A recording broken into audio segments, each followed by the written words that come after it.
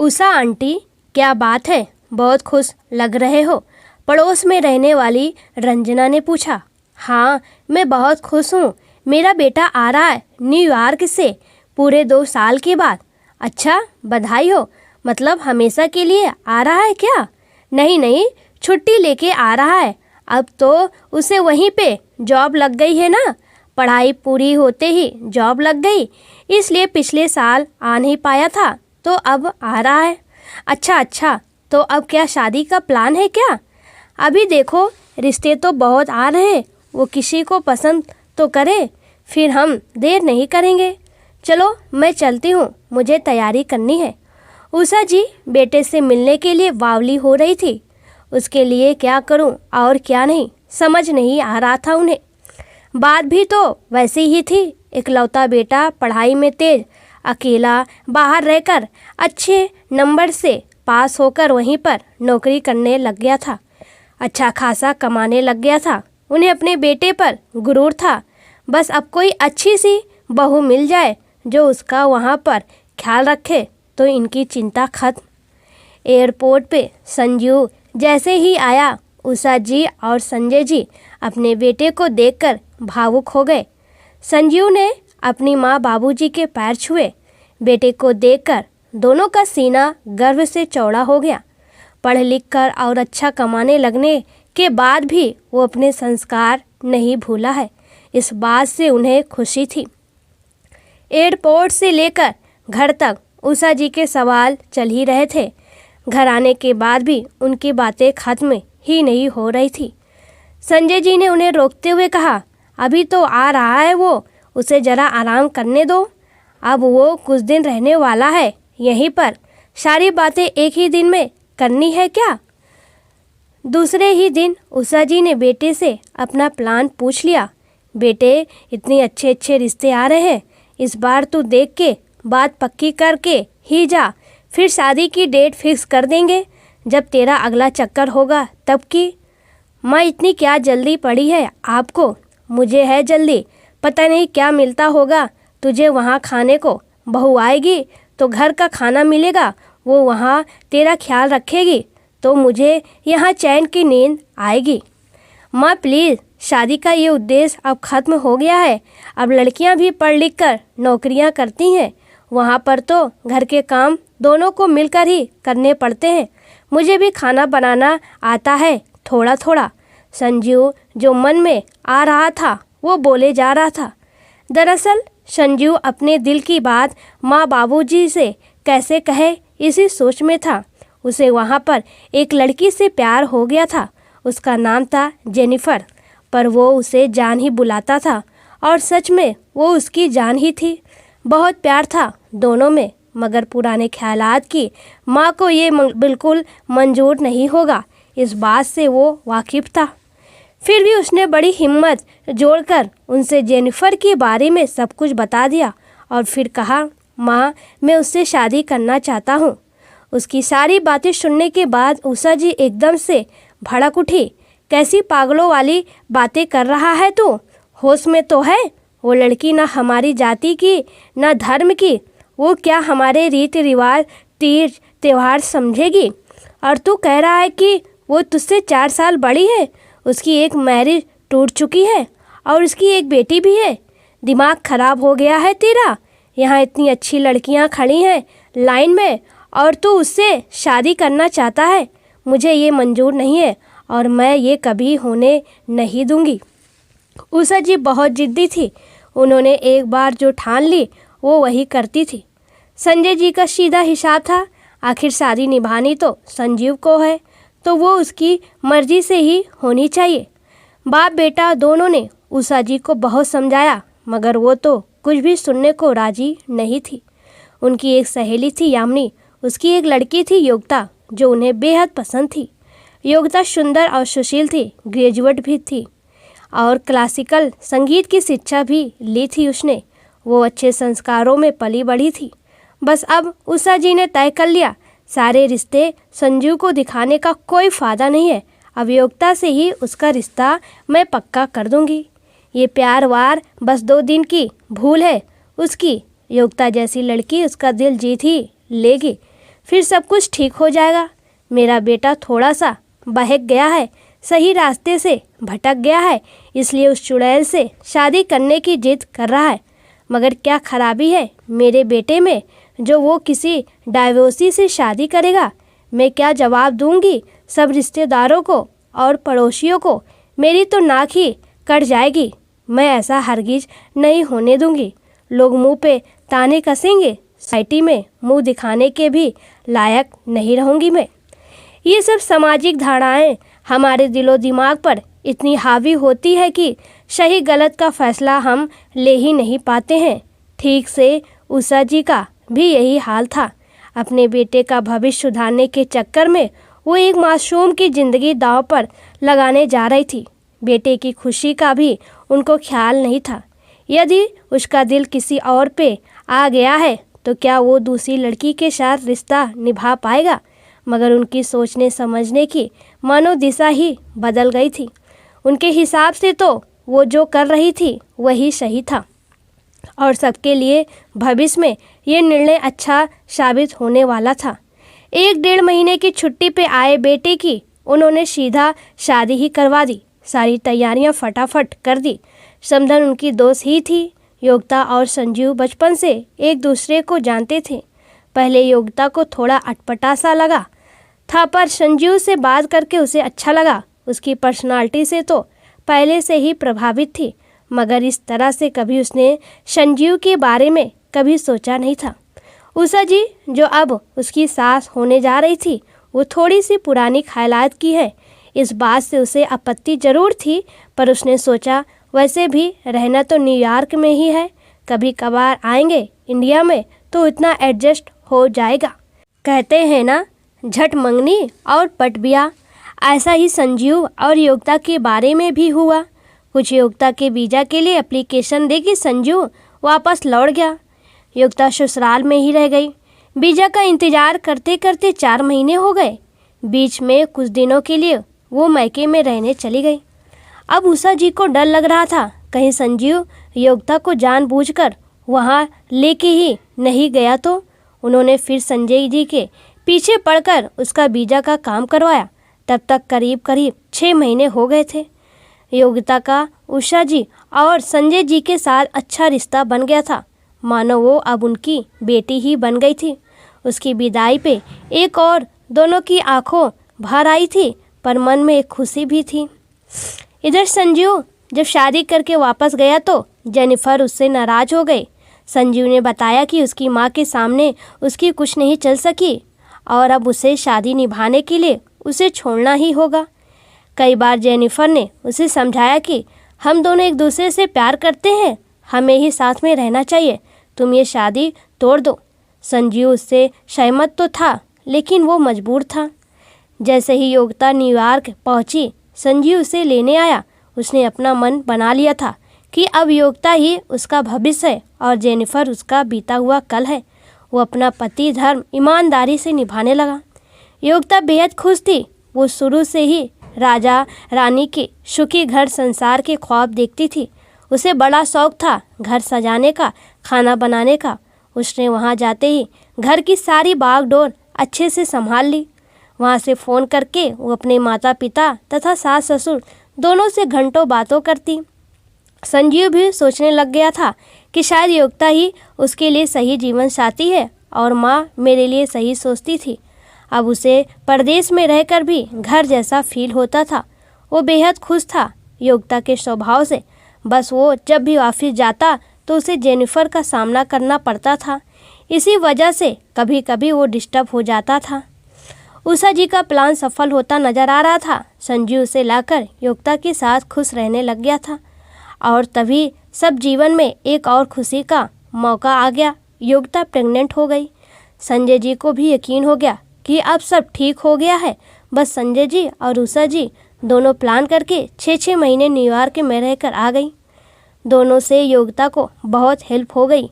संजीव और योगिता एक दूसरे के साथ खुश हैं, ये देखकर उषा जी बार बार भगवान को शुक्रिया कह रही थी। बस अब सब ठीक है, यही सोचकर वो इंडिया वापस आ गई।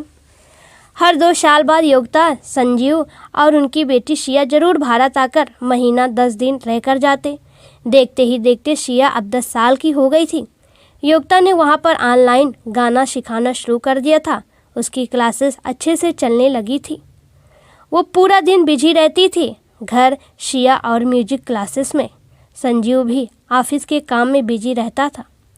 उसे कभी कभी ऑफिस टूर पर भी जाना पड़ता था। दोनों आपस में अच्छे से तालमेल बनाकर रहते थे, मगर पता नहीं क्या हुआ, उनकी हंसती खेलती जिंदगी को किसी की नज़र लग गई, या फिर यूँ कह लो कि मन में दबा कर रखी हुई इच्छा ने संजीव का घात कर दिया।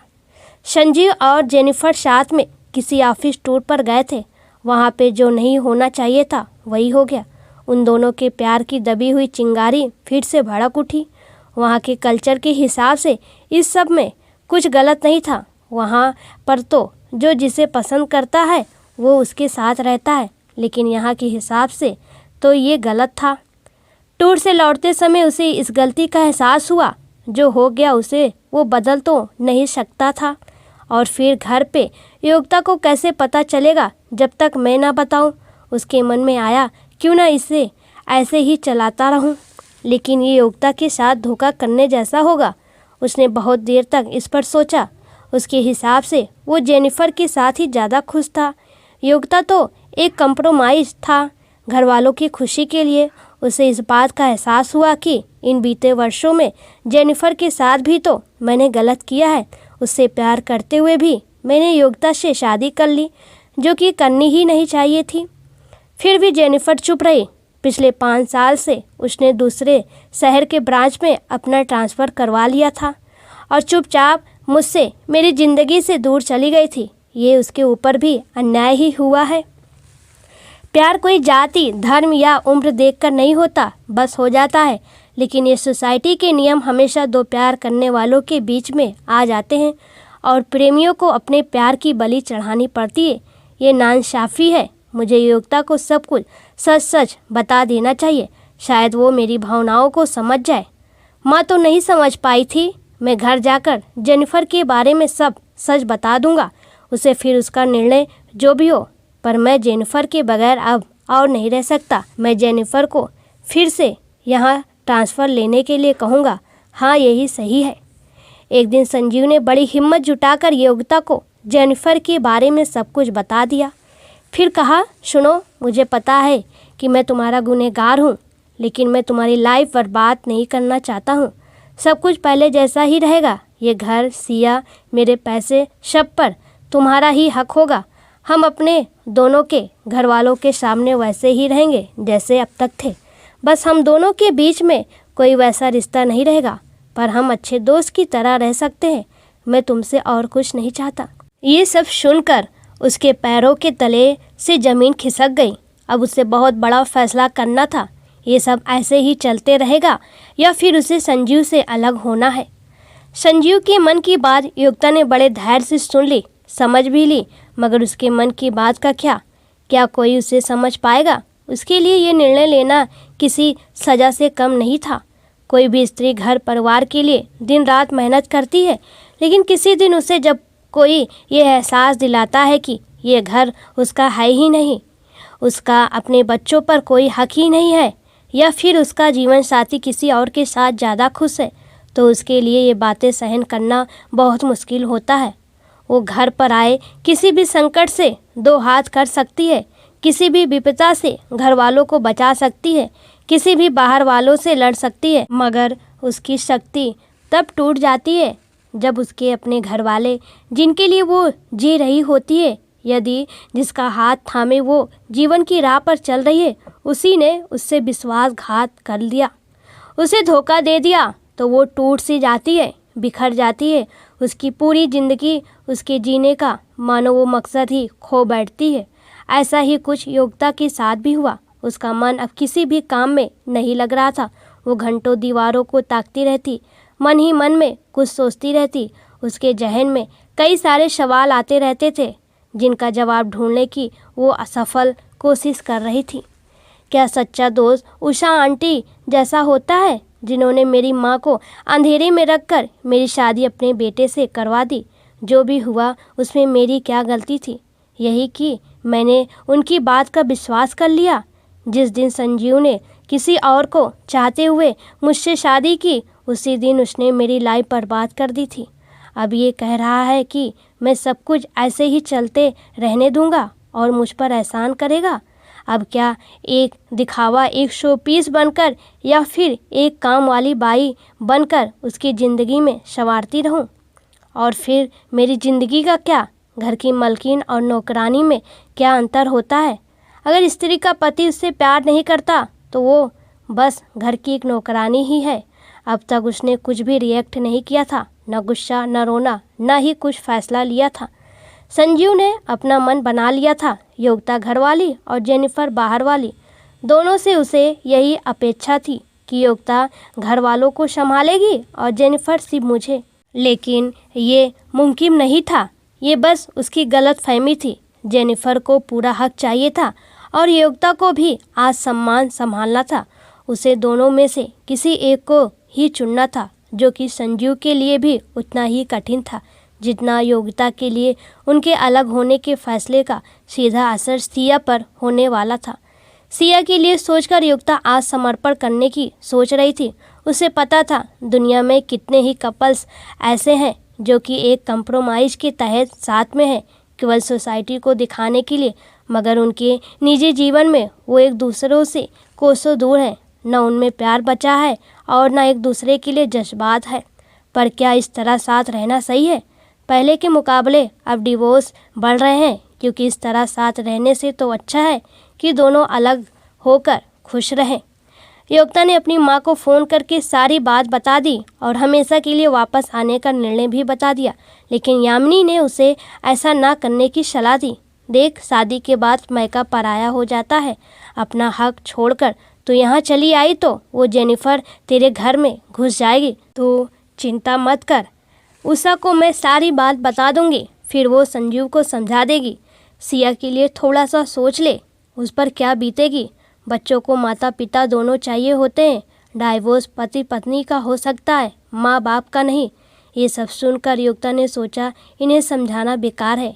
योगिता ने संजीव से कोई लड़ाई नहीं की। उस दिन तो वो वैसे ही सदमे से शांत हो गई थी, लेकिन बाद में भी उसने बस यही कहा, जब आपका मन नहीं था तो आपको मुझसे शादी करनी ही नहीं चाहिए थी। मेरे साथ आपने धोखा किया है। ये कहते हुए वो रो पड़ी थी और संजीव ने उसके पास आकर उसे समझाया था, सॉरी, हो सके तो मुझे माफ़ कर दो। मेरी माँ के सामने मेरी एक ना चली और फिर मैंने धोखा नहीं दिया है तुम्हें।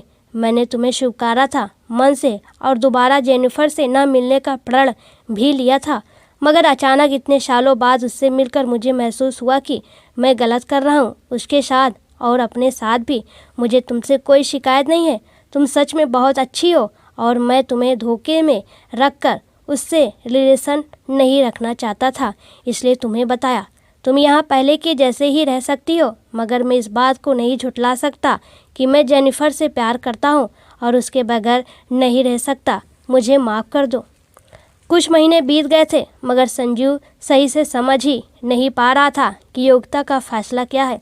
मगर योगिता का बदला हुआ व्यवहार देखते हुए शायद उसने इस बात को स्वीकार किया है, ये सोचकर वो खुश हो रहा था। उसे लगता था कि योगिता के पास कोई और चारा नहीं है। घर वापस जाकर सोसाइटी में नाक कटवाने से अच्छा है सिया के भविष्य के लिए यहाँ एक झूठी दुनिया बसाकर रहा जाए। आखिरकार वो जो चाहता था वही हो रहा था। कुछ ही दिनों में जेनिफर ने उसके कहने पर फिर से उसके ऑफिस में ट्रांसफ़र करवा लिया था। संजीव ने एक छोटी सी पार्टी उसके ऑफिस के दोस्तों के लिए घर में रखी थी। सारा इंतजाम उसी ने किया था। उस पार्टी में उसने जेनिफर को भी बुलाया था। संजीव ने योगिता से उसे मिलवाया। ये है जेनिफर, ये कहकर दोनों ने जो एक स्माइल दी वो योगिता के दिल को अंदर तक चीरती गई। उसे ऐसा प्रतीत हुआ मानो दोनों उस पर हंस रहे हो और उसे लगा कि वो एक अबला बेसहारा नारी है जिसका ये दोनों गलत फ़ायदा उठा रहे हैं। पार्टी के एक दिन पहले ही यामिनी जी से बात होने के बाद उषा जी का फ़ोन संजीव के पास आया था, मगर इस पर संजीव ने माँ को उनकी बात मानने से साफ साफ मना कर दिया था। माँ, आपको जो कोशिश करनी थी वो आपने अपनी जिद पूरी करके कर ली है, लेकिन उसका कोई फ़ायदा नहीं हुआ। मुझे ज़बरदस्ती किसी से बांध कर रखने के लिए मैं कोई आपका फालतू जानवर नहीं हूँ। मुझे अपनी इच्छा से जीने के पूरा हक है। और रही बात योग्यता की, तो वो आपकी तरह नहीं है, वो बेहद समझदार है। उसने मेरे साथ कोई लड़ाई नहीं की, मेरी बात वो समझ गई है। अब आप उसकी वकालत मत करो। जब उसे कोई आपत्ति नहीं है मेरे इस रिलेशन से, तो आपको क्या प्रॉब्लम है? संजू की इस बात से योग्यता बहुत आहत हुई। झूठ की बुनियाद पर की गई शादी कभी नहीं टिक सकती है। झूठ उजागर होने पर रिश्तों में कड़वाहट आ ही जाती है। उस पार्टी के बाद तो योग्यता का निर्णय और दृढ़ हो गया। उसने वापस इंडिया जाने का ठान लिया, मगर मायके में जाकर पिता या भाई के सिर पर बोझ नहीं बनना है, ये भी उसने सोच लिया। इंडिया के दोस्तों से उसने कांटेक्ट करा, उनकी मदद से एक स्कूल में संगीत शिक्षिका की नौकरी देख ली और उसी शिया का एडमिशन भी करवा लिया। इंटरव्यू स्कूल में ऑनलाइन ही दे दिया। उसने सोचा दिन में स्कूल में और शाम को घर पर क्लासेस लेके वो खर्चा चला लेगी। उसके दोस्तों ने उसकी बहुत मदद की। उसी स्कूल के पास एक छोटा सा 2 कमरों का मकान किराए पे ले लिया और वो शिया के साथ इंडिया वापस आ गए। शिप दोनों की टिकट संजीव ने बुक करके दे दी। अपना हक का घर छोड़कर वो वापस आ गई। एक ही शहर में ससुराल और मायका होते हुए भी वो अलग रहने लग गई। उसने अपनी एक नई जिंदगी शुरू कर दी, लेकिन शहर में उसके बारे में अफवाहें उठने लगी थी। ये घमंड देखो इसका, न घर की इज्जत का ख्याल है, न बेटी के बारे में कुछ सोचा। किसी ने यहाँ तक कह दिया जरूर उसका यहाँ के किसी दोस्त के साथ अफेयर होगा। उसने किसी को कोई सफाई देने का प्रयास नहीं किया, उल्टा उसकी सहेली से कहा, लोग हैं कुछ तो कहेंगे ही, मेरे पर क्या बीत रही है वो सिर्फ मैं ही जानती हूँ। धोखा संजीव ने किया मेरे साथ, मैं तो कहती हूँ संजीव के घर वालों ने भी किया, और ऐसे लोगों पर विश्वास करने की गलती मैंने की, जिसकी सज़ा मैं भुगत रही हूँ। बस मुझे किसी से कोई शिकायत नहीं है, क्योंकि शिकायत करने का कोई फ़ायदा नहीं है। मैं वहाँ लाचार की तरह पड़ी नहीं रह सकती थी। मेरा आत्मसम्मान, स्वाभिमान मुझे ये नहीं करने देता, इसलिए मैं यहाँ वापस आ गई हूँ। बस यही सच्चाई है।